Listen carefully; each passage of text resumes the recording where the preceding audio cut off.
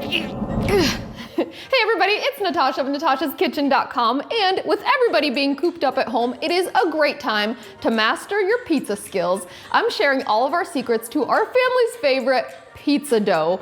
It takes just a few simple ingredients to make a restaurant quality pizza dough that is chewy and crisp. And I'm hungry, so let's get started.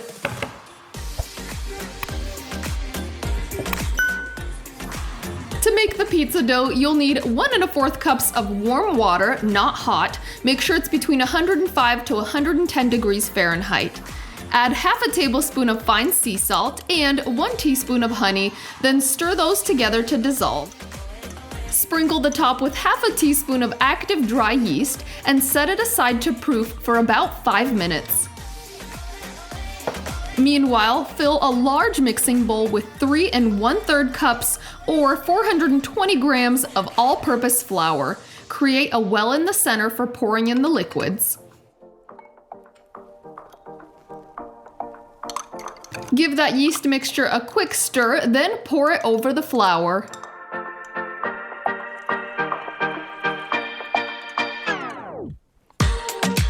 Use a firm spatula to stir until the wet and dry ingredients are combined.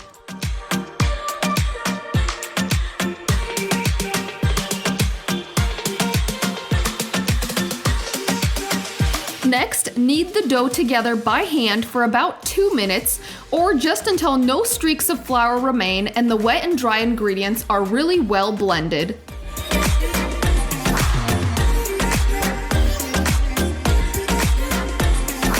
The dough will feel pretty sticky to the hand that's kneading, but when you touch it with clean and dry fingertips, it should barely stick.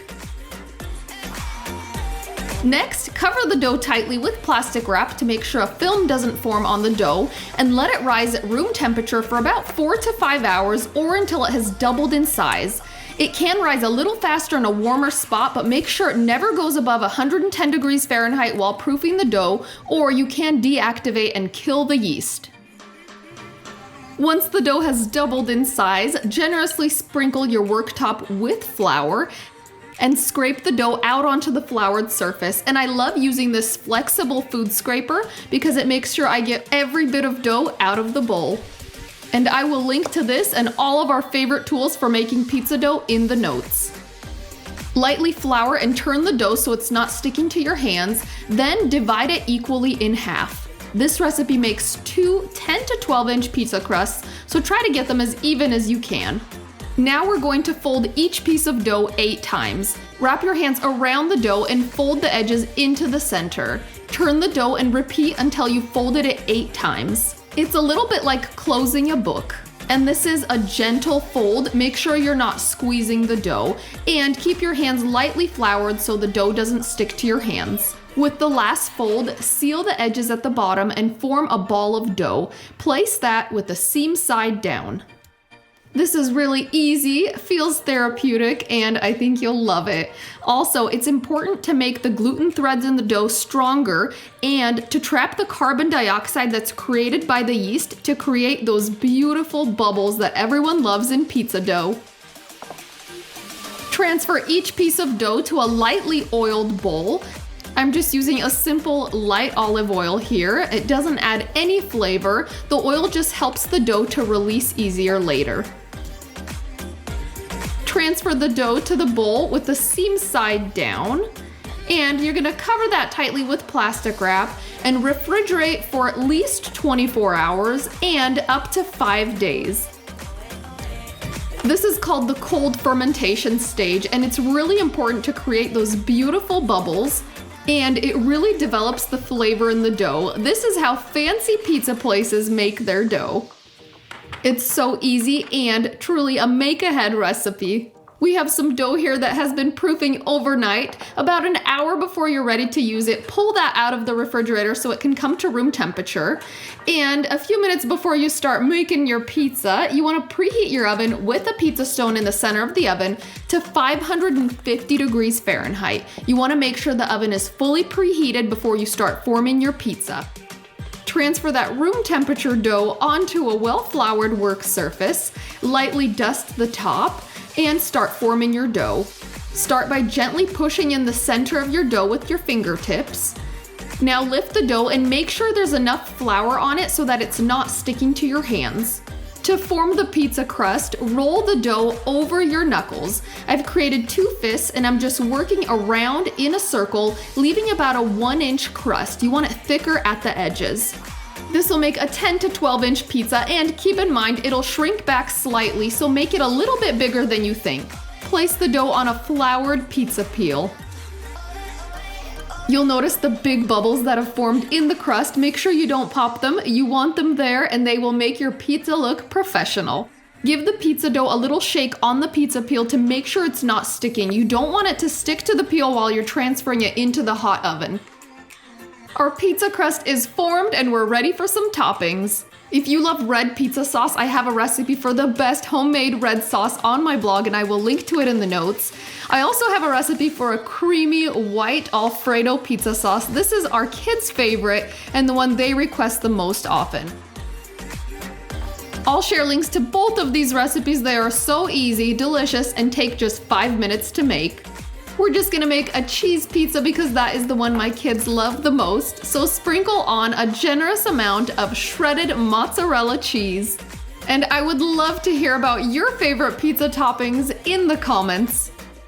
Just before the pizza goes into the hot oven, I like to give it a quick shake to make sure it's not sticking. Then transfer it to the hot pizza stone and bake at 550 degrees Fahrenheit for 8 to 10 minutes. When it's done, the edges will be puffed and golden brown and the cheese will be bubbling. Transfer the pizza to a cutting board and let it cool slightly before serving. If you don't already have one, a pizza making kit makes this process so much easier and I will link to ours in the notes. It is pizza time. Oh, and look at that crust. It is gorgeous. Okay, we're gonna jump right into this because the cheese is melty, the crust is crisp, and I am so hungry. Also, the kids are probably gonna smell this soon, and then taste test is over. So we're gonna jump right into this. Oh, listen to this crunch.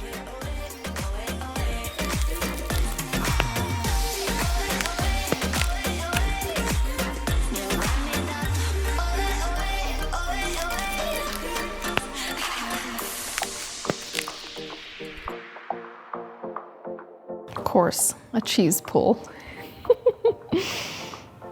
Okay, I'm excited. Yum. And this is the perfect crust. It's a thin crust in the center, and then the outside rim just puffs up so beautifully. And the texture, I'm telling you guys, it's so good. Okay, here we go.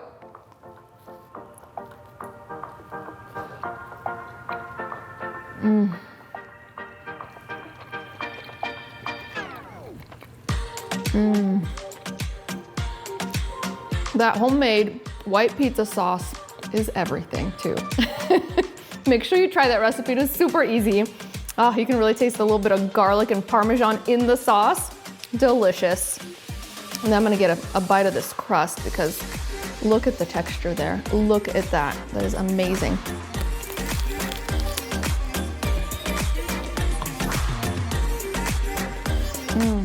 This seriously tastes like it just came out of a high-end pizza place. It's so good.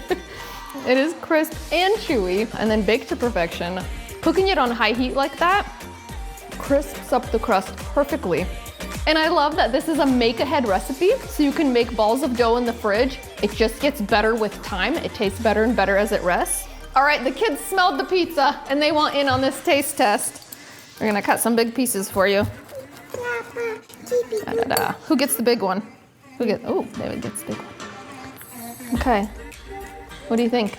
Got it. Yeah? Best. The best. Who makes the best pizza? I like it.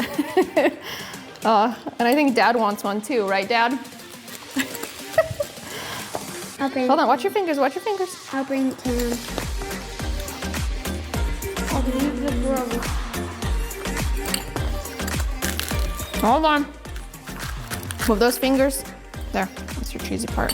I get the crust. That's my favorite part. Look at my beard. It starts to taste like a baguette, doesn't it? So good. Look at my beard.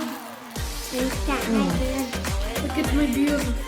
All right, that's a wrap.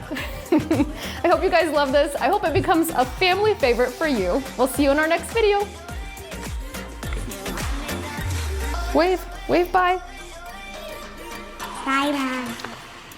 Oh, great.